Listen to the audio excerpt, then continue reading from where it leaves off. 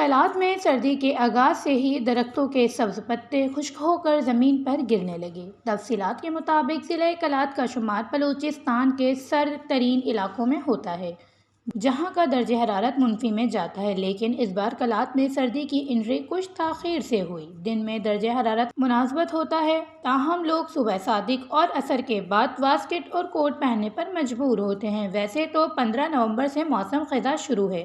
موسم کا آغاز ہو چکا ہے، ہر طرف درختوں کو آپ دیکھیں ان کے پتے گر چکے ہیں اور ہر طرف ہریالی ختم ہو چکا ہے، جس کے باعث درختوں کو آپ دیکھیں گے کہ درخت مکمل طور پر خشک ہو چکے ہیں، اور یہی وہ وجوہات ہیں جو ان کے پیلے ہو رہے ہیں پتے، یہ ان کی خوبصورتی کو ظاہر کر رہے ہیں۔ آپ جس طرف بھی دیکھیں گے خوبصورت سا ایک ماحول بنا ہوا ہے۔ اور دسمبر تک سبز پتے سوکھ کر درختوں کو بے لباس کرتے ہیں، مگر اس دفعہ قدرت مہربان ہے۔ نومبر کا مہینہ ختم ہونے کو ہے، اب جا کر کہیں کہیں علاقوں میں سرد ہوائیں ناک اور کانوں کی رنگت تبدیل کر کے انہیں سرخی مائل کر رہی ہیں، اور اب درختوں کے پتے بھی گرنے لگے ہیں اور سردی دھیرے دھیرے اپنی جگہ سنبھال رہی ہے۔ گھاس پھوس سوکھ رہی ہے، چراگاہیں اب بھیڑیں بکریوں کے لیے ویران ہیں۔ اب یہاں کے باسی آہستہ آہستہ گرم علاقوں کی طرف ہجرت کر رہے ہیں، کیونکہ کلات میں موسم سرما میں گیس، بجلی اور دیگر سہولیات کا فقدان ہوتا ہے۔ ایسے میں کلات کی غریب عوام نہ چاہتے ہوئے بھی ہجرت کرتی ہیں۔